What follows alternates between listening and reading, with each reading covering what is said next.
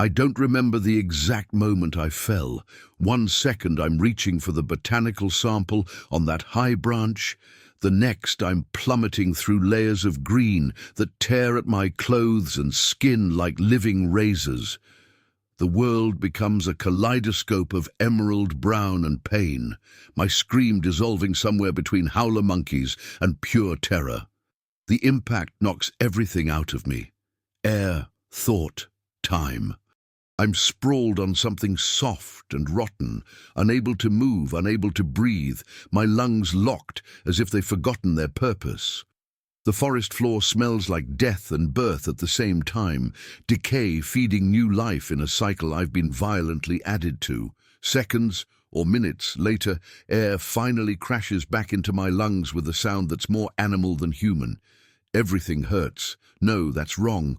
Everything is pain. My left shoulder screams when I shift, ribs grinding with every breath, my right ankle already swelling tight inside my boot.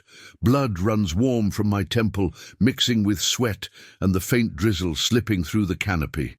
I force myself upright, and the jungle spins.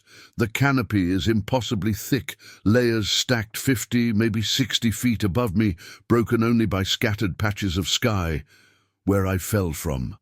How I survived is a question I don't have time to answer.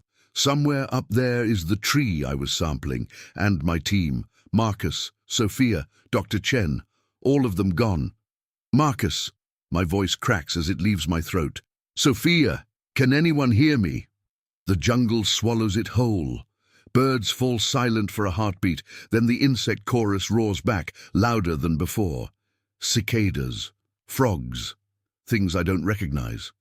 The Amazon makes it clear it doesn't care that I'm injured and alone. I force myself to assess the damage. My expedition pack is gone, ripped away during the fall. All I have left is what's still attached to me. Shredded khaki clothes, one boot barely holding my ankle together, my belt, a small folding knife clipped to my pocket, and somehow, impossibly, my leather journal is still wedged into my back pocket, damp but intact. I try to stand and collapse immediately. White-hot pain tears through my ankle and drops me to my good knee. Sprained at best, broken at worst. The boot is the only thing keeping it stable, so it stays on. I break off a fallen branch, turn it into a crutch, and haul myself upright, every movement threatening to make me vomit. The canopy walkway has to be above me somewhere. That's where the radio is, the supplies, salvation. I crane my neck, searching for even a flash of aluminum platform through the vines and mist. Nothing, just endless green and shafts of light that feel unreal, like the jungle is underwater. How far did I fall? How far did I drift? I start moving, slowly, dragging my bad foot, leaning hard on the branch. The jungle floor is a maze of roots, mud, and rotting logs that suck at my boots. Vines grab at my clothes. Something scurries away, fur, too many legs, gone before I can register it. The humidity presses down until breathing feels like work. Marcus! Dr. Chen! I scream until my throat burns. I double over against a tree trunk, bark rough against my cheek, moss cool and soft. When I open my eyes, I'm inches from a bullet ant patrolling the bark. One sting from that thing can break a grown adult. It ignores me completely. I'm just another object here.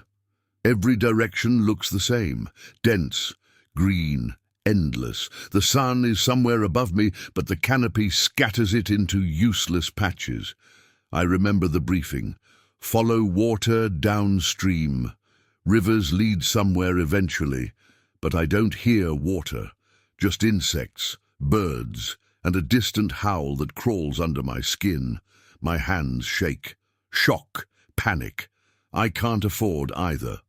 Dr. Chen's voice echoes in my head. Shelter, water, fire, food, in that order. I check the light, maybe 3 hours before sunset. The equatorial night comes fast. I take in my surroundings properly now.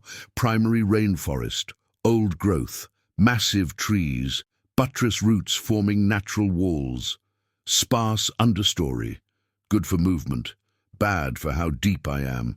This place hasn't seen humans in a long time. Then I see it. Deep gouges in a nearby tree. 4 parallel slashes. Fresh. Jaguar territory. Mostly nocturnal, but not always. I'm standing in someone else's hunting ground. A sound freezes me. Voices, human, faint, but real. My heart slams into my ribs. "I'm here!" I shout, forcing my body forward. "Help! I'm down here!"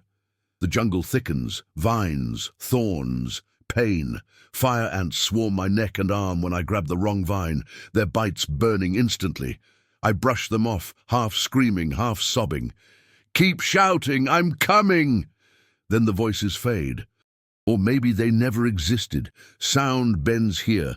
Echoes lie. Birds mimic. I stop, listening. Nothing but insects. The realization hits harder than the fall. I sink against a root, defeated. I'm not finding them today. Maybe not ever. Night is coming, and I have nothing. No fire, no shelter, no help. Just injuries and time running out. Things hunt at night here. I force myself up anyway. Shelter first. Always shelter.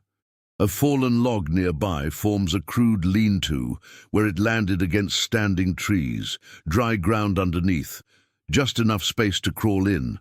I gather broad leaves, elephant ear, I think, and layer them into a mattress, then over the entrance. It's not safe, but it's something. Rain starts just as the light turns gold-green. By the time it filters down through the canopy, I'm soaked and shivering. I crawl into my shelter, sealing it with leaves, listening to rain roar far above, while water drips steadily inside. I write by dim, filtered light, hands shaking from cold. Day 1, fell, alive, separated from team, injuries, ankle, ribs, head. No supplies except knife and journal, built shelter. Writing makes it real, manageable, data instead of despair. Darkness here isn't normal darkness. It's total, absolute. Sounds feel closer, heavier. Something big moves past the shelter, branches snapping, weight shifting. I grip the knife until my knuckles ache. Eventually the sound fades. I don't sleep. I shake. I cry silently. I'm in my early 30s, a forest ecologist with published research, and I might die here because I reached too far. But I survived the fall. I built shelter. That has to mean something. When exhaustion finally pulls me under, my dreams are fractured. Falling, voices, eyes in the dark, stories Dr. Chen told us about forest guardians. Folklore, I thought. Warnings, maybe. I wake to howler monkeys. Grey dawn filters through wet leaves. I'm alive. Day 1 is over. My ankle is worse. Everything hurts. But I'm breathing. I find a stream and drink without purifying it. I know the risk. I don't care. Water is life. I leave a page from my journal weighted with stones near the shelter, just in case. Then I follow the stream downstream, leaning on my branch, one painful step at a time. After one day in the Amazon, I understand something clearly. This place doesn't hate me. It doesn't care. It's ancient, indifferent, and alive. And I'm just another creature trying not to disappear inside it. But I'm documenting this. Every day. Every step. If you're hearing this, if you're following, leave me a sign. Subscribe. Let me know these words reach someone. Tomorrow is day 2, and I'll keep recording as long as I can.